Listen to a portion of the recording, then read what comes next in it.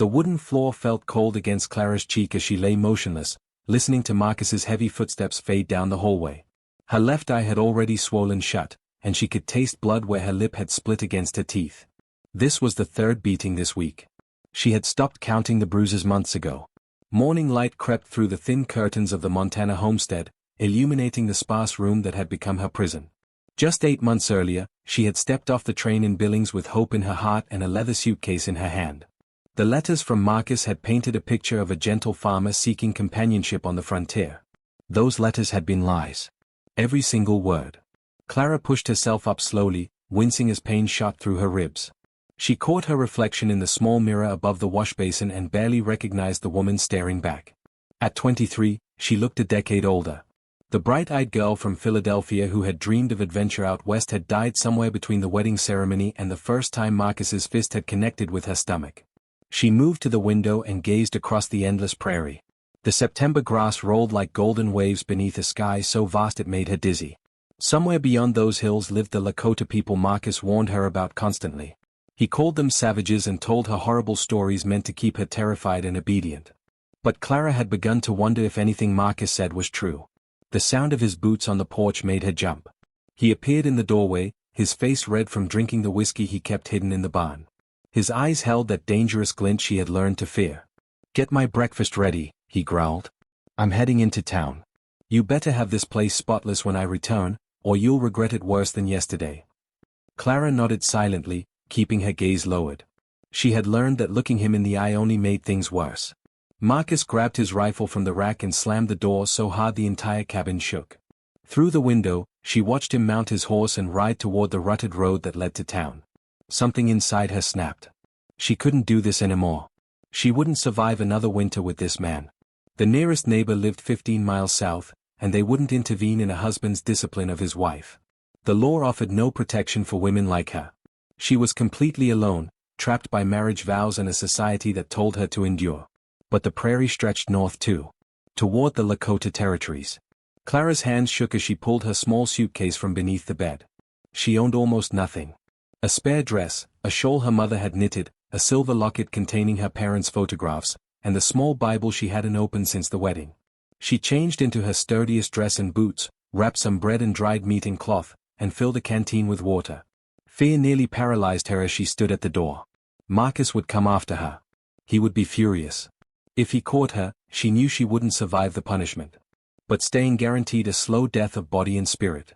She thought of her mother's last words before consumption took her, "You're stronger than you know, my darling girl. When the time comes, you'll find your courage." Clara stepped onto the porch and looked north. The morning sun cast long shadows across the grassland. She had no map, no guide, and no certainty of what lay ahead. She knew only that the Lakota camps existed somewhere in those distant hills, and that people said their chief was a man of honor. It was a desperate gamble. But desperation was all she had left. Taking a deep breath, Clara descended the porch steps and began walking. Each footfall carried her farther from her prison and closer to an uncertain fate. The prairie grass whispered against her skirts as the homestead grew smaller behind her. She didn't look back. Looking back might weaken her resolve, and resolve was the only thing keeping her moving forward. By midday, Clara's feet ached terribly, and the sun beat down mercilessly on her head. She had left her bonnet behind in her haste, and her pale skin already felt tight and hot. The prairie that had seemed so romantic from the cabin window now revealed itself as an endless sea of grass broken only by occasional clusters of rocks and scrubby bushes. She stopped to drink from her canteen, forcing herself to take only small sips. She had no idea how long the water needed to last. The bread in her pocket had grown stale already, but she ate a small piece, knowing she needed strength. Every muscle in her body protested the journey, already tender from yesterday's beating. The afternoon sun shifted position, and Clara realized with growing panic that she had no real sense of direction. She had simply walked away from the cabin, assuming north was straight ahead. But the sun's movement confused her, and the rolling hills all looked identical. What if she had circled around? What if Marcus returned early and was already tracking her? Terror gripped her chest, making it hard to breathe. She sank to the ground beneath a lone cottonwood tree, fighting back tears. This was madness.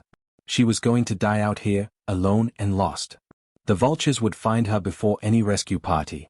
Marcus would tell everyone she had simply run off, crazy and ungrateful. No one would mourn her. A sound made her freeze. Hoofbeats. Multiple riders approaching fast. Clara's heart hammered as she pressed herself against the tree trunk, trying to make herself invisible. Through the tall grass, she saw them. 3 riders on painted horses, moving with fluid grace across the landscape. They wore their hair long, and even from a distance, she could see they were Lakota warriors. Every story Marcus had told her flooded back. But she had no strength left to run, and nowhere to hide. As they drew closer, one of the riders pointed directly at her hiding spot. They had already seen her. The warriors slowed their horses, approaching cautiously. Clara stood on trembling legs, her hands raised to show she held no weapon. The lead rider was young, perhaps 19, with intelligent eyes that studied her intently. He spoke in Lakota, his tone questioning but not threatening. "I don't understand," Clara whispered, her voice hoarse from thirst and fear. The young warrior gestured to her face, to the bruises Marcus had left. He said something to his companions, and one of them handed him a water skin. The warrior extended it toward Clara slowly, like offering water to a frightened animal. She hesitated only a moment before accepting it gratefully. The water tasted sweet and cold, better than anything she had ever known. When she had drunk her fill, she handed it back with a shaky thank you. The warriors exchanged glances. The leader made a decision and gestured for her to follow. When Clara didn't move, confused and frightened, he dismounted and approached her carefully. Up close, she could see concern rather than menace in his expression. He pointed to the darkening sky, then made a sleeping gesture, then pointed toward the hills. He was offering help. Clara had come this far on faith alone. She nodded. The young warrior called to one of his companions, who brought his horse forward. With surprising gentleness, the leader helped Clara mount behind the other rider. She clung to the warrior's waist as the horses began moving, carrying her deeper into territory Marcus had called forbidden. They rode for over an hour as the sun sank toward the horizon, painting the sky in shades of orange and purple Clara had never imagined possible. The prairie transformed into something almost magical in the fading light. Eventually, they crested a hill, and Clara saw the camp below. Dozens of lodges formed a loose circle near a stream. Smoke rose from cooking fires, and people moved about their evening tasks. Children played while women prepared meals. It looked nothing like the savage war camp Marcus had described. It looked like a community, like a home.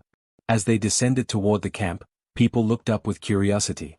The warriors called out, and soon a small crowd had gathered. Clara felt their eyes on her bruised face and torn dress. She expected judgment or hostility, but instead saw something that looked almost like compassion. Then the crowd parted, and a man stepped forward. He was tall and powerfully built, perhaps 35 years old, with the bearing of someone accustomed to leadership. His face was striking, with strong features and eyes that seemed to see everything. He wore his hair in 2 long braids decorated with beads and feathers. The crowd fell silent as the man approached. Clara had never felt so exposed, so vulnerable, as she did under his steady gaze. He spoke briefly with the young warriors who had found her, his eyes never leaving her face. When they gestured to her bruises, something dark and angry flashed in his expression. An older woman stepped forward from the crowd, her weathered face kind. She spoke to the tall man, clearly asking permission for something. He nodded, and the woman approached Clara with gentle hands, helping her dismount. The woman's touch was so tender that Clara nearly broke down completely. The tall man spoke then, his voice deep and calm. Though Clara couldn't understand the words, his tone held authority mixed with something that might have been kindness. He gestured toward one of the larger lodges, speaking to the older woman, who nodded and took Clara's arm. "Wait," Clara found her voice, turning back to the man. "I need to explain. My husband, he'll come looking for me. He has a rifle. I don't want to bring danger to your people." The man's expression didn't change, though clearly he hadn't understood her words. But the older woman surprised Clara by speaking in heavily accented English. "You are safe here. The chief, 2 Hawks, he says no man who beats a woman is a true husband. You will stay with me tonight. Tomorrow, we talk more." The woman, who introduced herself as Laughing Creek, led Clara to a comfortable lodge. Inside, it was warm and surprisingly spacious, with furs spread on the ground and a small fire burning in the center. The smoke rose through an opening at the top, and the air smelled of sage and cedar. Laughing Creek brought water and clean cloths, tending to Clara's wounds with practiced hands. She made a paste from herbs and applied it gently to the worst bruises. The relief was immediate, and tears finally spilled down Clara's cheeks. "Why are you being kind to me?" Clara whispered. "You don't know me. Laughing Creek smiled sadly. I know you are hurt. I know you are afraid. That is enough. She brought food, a rich stew with meat and vegetables Clara couldn't name, but which tasted like heaven after her sparse meals at the homestead. As Clara ate, other women came to visit, bringing more food, a soft deerskin dress to replace her torn clothing, and blankets for sleeping. None of them spoke English, but their gestures communicated warmth and welcome. One young woman, perhaps 16, touched Clara's blonde hair with wonder, then smiled shyly when Clara smiled back. An elderly grandmother brought a special tea that Laughing Creek said would help with pain and sleep. As night fell, Clara lay on the soft furs, warm and fed for the first time in months. She could hear the camp settling for the evening, mothers singing to children, men talking around fires, dogs barking in the distance. These sounds felt peaceful, safe. Nothing like the tense silence of the homestead, where she had learned to track Marcus's moods by the heaviness of his footsteps. Sleep came quickly, deep and dreamless. She woke to morning light filtering through the lodge covering and the smell of cooking food. Laughing Creek was already up, preparing breakfast. She smiled when she saw Clara awake. The chief wishes to speak with you this morning, she said. He wants to understand your situation. Do not be afraid. Two Hawks is a fair man, a good leader. After eating, Laughing Creek led Clara through the camp. In daylight, she could see the community more clearly. Children ran freely, laughing and playing games. Women worked together at various tasks, talking and joking. Men prepared weapons and tools, their movements efficient and practiced. Everyone seemed to have a role, a purpose, and there was an air of cooperation that Clara had never experienced. They approached the largest lodge, and Laughing Creek called out. A voice responded from within, and they entered. Two Hawks sat near the fire, and when he looked up, Clara felt her breath catch. In the firelight, his face was even more striking than she had remembered. But it was his eyes that held her, dark and intelligent, filled with a wisdom that seemed beyond his years. Laughing Creek settled beside Clara, ready to translate. Two Hawks spoke, his voice measured and calm. The chief asks your name and how you came to be wandering alone on the prairie, Laughing Creek translated. Clara took a deep breath and began her story. Clara's voice shook as she explained everything, the mail-order bride arrangement, Marcus's deception, the escalating violence. Laughing Creek translated, and Clara watched Two Hawks' expression darken with each detail. When she described yesterday's beating and her desperate flight, his jaw clenched tight. He asked questions through Laughing Creek. How long had she been married? 4 months. Did anyone in town know about the beatings? Yes, but they wouldn't intervene. Where exactly was the homestead? She described the location as best she could. Two Hawks listened intently, occasionally nodding. When Clara finished, he sat in thoughtful silence for a long moment. Finally, he spoke, and Laughing Creek translated. Two Hawks says your husband is not a man but a coward who hides his weakness behind violence. He says you showed great courage to walk away, even knowing the dangers. He asks what you wish to happen now. Clara hadn't let herself think that far ahead. I just want to be safe. I can't go back to him. I'd rather die out here than return to that cabin. Two Hawks' response came quickly. You will not die. You will stay here as long as you need. No one will force you to return to a man who treats you like an enemy rather than a wife. Relief flooded through Clara so intensely she felt dizzy. But won't there be trouble? Marcus will probably tell the authorities I was kidnapped. He might bring men from town. Two Hawks' expression turned cold. Through Laughing Creek, he said, let him come. We will tell the truth, that we found you injured and alone, that we offered shelter to someone in need. We have broken no laws. Your husband, however, has broken many. Over the following days, Clara began to find her place in the camp. Laughing Creek taught her basic Lakota words and phrases. The women included her in their daily tasks, showing infinite patience as she learned to prepare hides, gather plants for medicine and food, and help with cooking. She discovered that Two Hawks was 36 years old, a widower who had lost his wife and infant son to fever 3 winters ago. He was respected not just for his strength and wisdom, but for his fairness and genuine care for his people. He settled disputes with patience, ensured everyone had enough food, and led by example rather than force. Clara found herself watching him often. The way he played with the camp children, tossing them in the air until they shrieked with laughter. How he listened carefully when the elders spoke, honoring their wisdom. His kindness to a sick dog, treating it with the same gentle attention Laughing Creek had shown Clara's wounds. He watched her too. She would catch him looking across the camp, his eyes tracking her movements. But he kept his distance, maintaining proper respect. He never approached her alone, never made her uncomfortable. After Marcus's constant intimidation, Two Hawks' respectful distance felt like a precious gift. 2 weeks after her arrival, Clara was helping prepare the evening meal when shouts rang out. Riders approaching. Her blood turned to ice when she heard Laughing Creek say, "White men. 5 of them." Marcus had come. The entire camp mobilized instantly. Warriors grabbed weapons while women gathered children. Two Hawks strode toward the approaching riders, his bearing proud and unafraid. Several warriors flanked him, making a formidable line of defense. Clara wanted to hide but forced herself to stand tall. Running had brought her here. She wouldn't run anymore. The riders halted at a respectful distance. Marcus was in the lead, flanked by 4 men from town Clara recognized, the blacksmith, 2 ranch hands, and the deputy sheriff. Marcus's face was red with rage when he spotted Clara among the Lakota women. "That's my wife," he shouted, pointing at Clara. "You savages kidnapped her." Two Hawks stood unmoved. He spoke in English then, his accent thick but his words clear and deliberate. "You lie. We found her alone, injured, running from someone. From you, I think." The deputy shifted uncomfortably in his saddle. "Look, Chief, this is a legal matter. She's his wife. He has rights." "Rights?" Two Hawks' voice carried across the space between them. "What rights does a man have to beat a woman until she would rather die in the wilderness than stay with him?" Marcus's face went purple with fury. "She's lying. I never laid a hand on her. These people have filled her head with nonsense." Two Hawks gestured, and Laughing Creek gently led Clara forward. In the afternoon sunlight, the fading bruises on her face were still visible, yellowing patches around her eye, the healing split on her lip. Clara stood straight, meeting the deputy's eyes directly. "I'm not lying," she said clearly. "Marcus has beaten me regularly since we married. These people saved my life. I won't go back to him." The blacksmith muttered something under his breath. The deputy looked deeply uncomfortable. These men might have ignored a wife's suffering when it happened behind closed doors, but confronted with the evidence and her direct testimony, they couldn't pretend ignorance. Marcus saw he was losing ground. "She's my legal wife. The law says she belongs with me." "The law also says you can't assault people," the deputy said quietly. "Even your wife."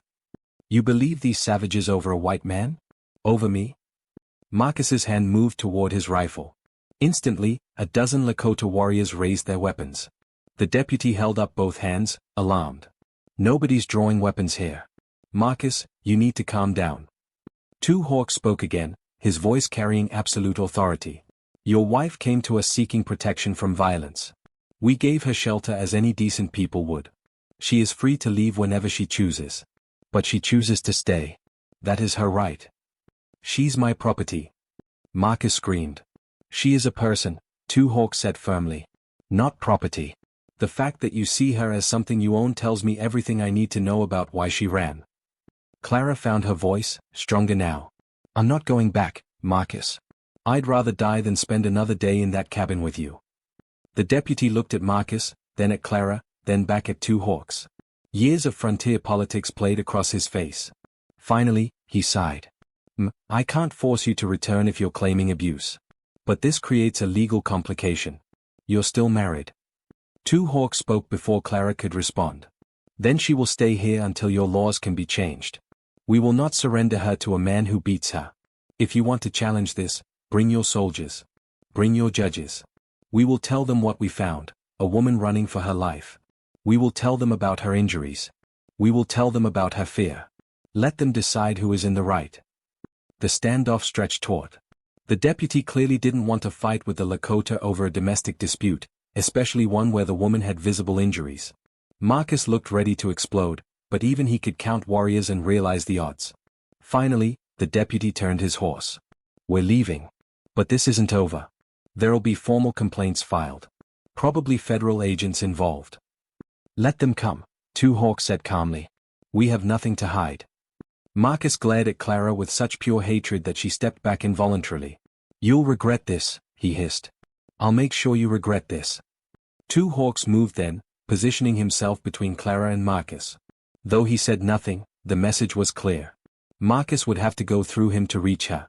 The white men rode away, Marcus looking back once with a face full of poison. When they disappeared over the hills, the camp collectively exhaled. Warriors lowered weapons. Women comforted frightened children. Clara's legs gave out, and she sank to the ground. Two hawks knelt beside her, his hand hovering near her shoulder but not quite touching. "You are safe," he said in careful English. "He cannot take you." Tears streamed down Clara's face, not from fear this time, but from overwhelming relief. "Thank you. Thank you for standing up for me. I don't know how to repay you." Two hawks smiled then, transforming his serious face into something warm and almost gentle. "You owe me nothing. You showed courage most men do not have. You chose freedom over safety. That deserves respect, not payment." Over the following weeks, Clara learned that Marcus had indeed filed complaints, claiming she'd been kidnapped. But the deputy's report included mention of her injuries, and when federal agents came to investigate, they found a woman living voluntarily among people who treated her with kindness. The agents couldn't force her to return to an abusive marriage, especially when she testified clearly about the violence. The legal situation remained complicated, divorce was difficult and scandalous, but Clara didn't care. She was learning the Lakota language, contributing to the camp, finding peace she had never known. The nightmares about Marcus grew less frequent. And two hawks continued to watch her with those dark, thoughtful eyes. As winter approached and they worked side by side preparing the camp for cold weather, their conversations grew longer, deeper. He told her about his late wife, about his grief and loneliness. She shared her dreams of the frontier that had turned into nightmares, and her surprise at finding humanity where Marcus had promised savagery. One evening, as they sat by the fire after the meal, two hawks spoke seriously. "Clara, I want you to know something. You are welcome here always, for as long as you wish. Not because I hope for anything from you, but because you deserve a place where you are valued." Clara met his eyes, seeing the careful respect there, the way he held himself back even though she could sense his feelings growing as strongly as her own. "And if I wanted to stay forever?" she asked softly. "If I wanted to build a life here?" Two hawks smiled, that rare gentle smile that made her heart race. "Then I would be honored to help you build it. As a friend, as a protector, or as—" He paused, choosing his words carefully, "as whatever you might allow." Clara reached across the small space between them and took his hand. His fingers closed around hers, warm and strong and safe. "I think I'd like to find out," she said. The prairie wind whispered around them as the fire crackled and the stars emerged overhead. Clara had run from one life into the unknown, and found something she never expected, not just refuge, but home. Not just safety, but belonging. And perhaps, in time, not just protection but love. She had escaped her brutal husband and found sanctuary in a Lakota chief's arms. But more than that, she had found herself, strong, courageous, and worthy of respect. The mail-order bride who had stepped off that train in Billings was gone forever. In her place stood a woman who had chosen her own path, no matter the cost. And she would never be owned by anyone again.